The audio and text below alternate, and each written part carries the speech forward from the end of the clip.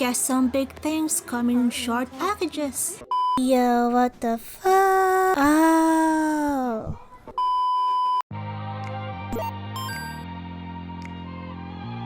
Hey bitches and bros and non-binary hoes. Today we are hanging out in Tokyo to live out that weeb dream. Just a reminder, I am not a travel channel. So after this trip, I will be back to my old artsy-fartsy content. But until then, I'd like to give a shout out to the place that inspired my creative journey, which is really telling from all my anime-related artworks. Which is why this trip hits different compared to my previous trips. Unfortunately, because I have a budget of a grad kid and debt, I didn't have time or the means to explore the place in detail. But you bet I tried. And to start off the weeb dream, today we'll be looking at Shinjuku, Harajuku, Akihabara, and Ikebukuro. And we start the day with waking up in our capsule hotel, where I helped myself to the unlimited breakfast. Just bread and some yogurt, nothing special, but hey, what's free is free. Cheap accommodation with free breakfast. What more could a guy ask for? Yo, it's so empty in here. So we headed off to Shinjuku, and of course, I'll be lured in with the bright colors and over-engineered stationery. I wanted everything. I can't remember what store this is, so don't ask. And like your girlfriend on the rack, each floor has a different personality. And boy, did I have so many floors. There's a crafty floor. One floor had random miscellaneous stuff. Aren't they cute though? One floor had clothes I actually like, but can't afford. Yo, I just wanna flop in these. Or not. Look what I found! But no, I didn't get anything cause, like an idiot, I still haven't grasped the concept of yen into pounds. So kept assuming that everything was expensive when it actually wasn't. Like an idiot. Yo, are these official behind the scenes anime stuff? But of all shows, why must it have to be this one? I mean, Rent a Girlfriend is peak trash. There, I said it. Fight. There are so many gacha machines. They're poopy. Better out than in, wise men say. I'm surrounded by so many balls. Edgelord Valley. There's legit a floor for every mood you happen to be in. A floor for each one of my many personalities. Okay, not gonna lie, these are actually good. Like, yeah, I could wear these. I'd pull it off. Yeah. And there's a floor for when you're feeling a little teehee ooh-woo. For reals though, they're so pretty. But each one is like a week's budget for me. Also got asked to stop filming around here. They must have thought I was one of them problematic idiots. Nah, I'm many things, but at least I'm not problematic. Yet. I'm just an idiot. They were so cute about it though. They couldn't speak much English, but they kept on making these X symbols with their arms and fingers. Like, it was so wholesome. That was the most wholesome telling off I've ever had. Anyway, I totally underestimated how big Tokyo is. I mean, I'm just one guy, and these are so many buildings. Ooh, they even have an IKEA. Yo, why is everything so cute? Like, is this a marketing ploy? Cause it's working. Yo, even the apples look better here. Ooh, first day here and I'm already seeing the You don't look so good.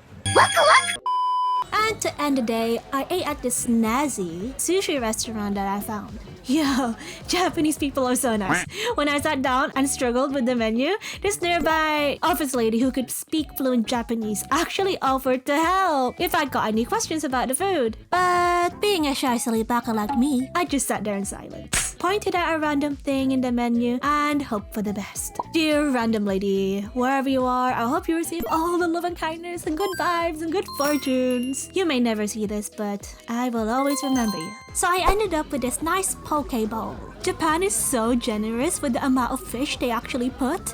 If this was England, I'd only be getting 2 sloppy pieces of fish. Well, that didn't last, but I sure wish it did. And then I ended the day in Shinjuku, riding on Carla. For a city, the roads are very quiet this time of night. Like, I was completely on my own, so skateboarding shots aren't the very best. Let me just take the time to appreciate how smooth the roads are. They actually designed the roads to be compatible for bikes, which explains a lot. I wish more places were like this. Maybe that's another reason why Japanese people are always so fit and healthy. I wish I could experience some nightlife, but by the end of the day, I was shattered. Way too much walking. Day 2, and this time we are going to Harajuku. But first, I took a pit stop to check out this shrine. It was under construction, but it still felt sacred.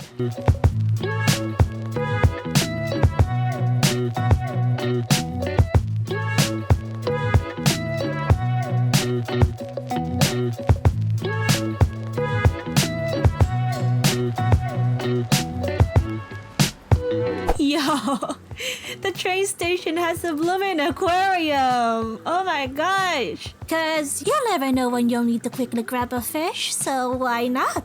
Are these turtles? Oh my god, they're turtles. And they're so tiny, they're the size of my thumb. They also got lizards. I'm not sure what these are, but I think we used to play with them when I was a kid. Way more fun than iPads, I could tell you that. They even have a Marvel clothing store. Too bad I'm not much of a fan. Behold, Harajuku!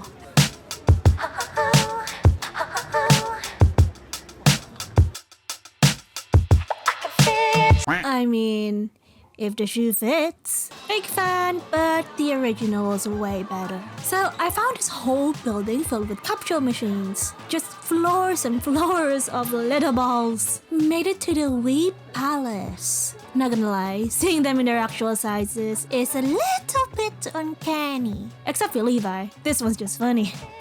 I'm actually taller. It's my boys. This is actually one of the shops I traveled all the way here to see, but just my luck, they closed down. And for lunch, I went to Cafe Crepe Club and had a salmon crepe. I should have had something a bit sweeter, but having dessert for lunch felt a little weird. But it was really nice. Not too sweet, very soft, and not too pricey. Oh my god! They have live pet stores! They actually showed the little puppies. I never owned cats or dogs before, so I only seen kittens and puppies like maybe once in my life. So this experience was just a serotonin overload moment for me. Really wanted one of these, but I just ate. They so girthy. They so long. I ended up finding the cutest store ever. I think it's called Kittyland. Basically a kawaii lover's wet dream. Walking here makes you forget about your depression. The cuteness cures you. I also stumbled into this music shop with this cute little piano that you can't play.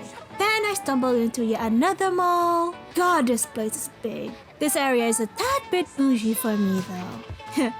I like how he's bigger than actual bears. Ooh, K-pop. Then I stumbled into this underground beef restaurant called Red Rock, where I had one of the best beef bowls I ever had. So good, in fact, it reminded me of the depression that is, once I leave Japan, I will never taste something this good again. I felt a little better after listening to some street talent. Oh, he's so good. Forgot his name though. Day 3 into Tokyo, and this time we are in Akihabara. I started with this gacha shop, and this must be one of the biggest gacha shops I've ever been to yet, cause I legit lost track of how many floors there were. So many floors just filled with little gacha machines. Ooh, a shrine. Let's take a lookie. It's so nice in here.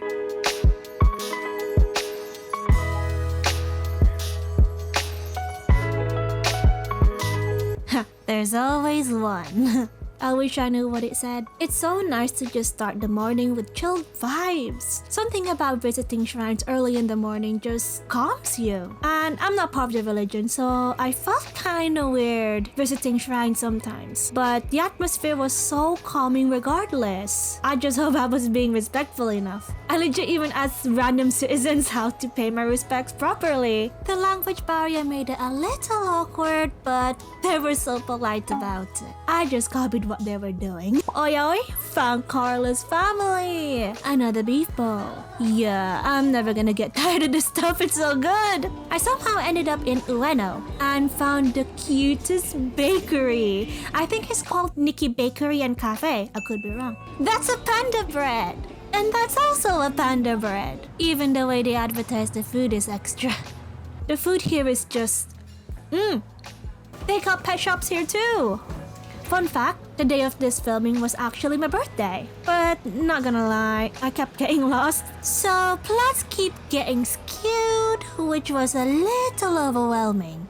But you know what? Not everything has to be perfect. This old woman even scoffed at me, like full on scoffed at me when I came up to her to ask for directions. But it is what it is. There were still other people that was nice enough to help me out. Especially this one policewoman. She was the jolliest police officer I've ever seen and tried to point me to the sky tree. But turns out I'm very far away. But she could probably tell how overwhelmed I felt. And being a model police officer, she tried to cheer me up, which meant so much for this lost, overwhelmed, confused gaijin. But at least there's always a pet store nearby for some emotional boost. Yeah, I'm such a terrible vlogger. I moved on to Ikebukuro eventually, but I can't remember which part of the video it was in. I was just so overwhelmed I couldn't keep track. But it's fine, more babies.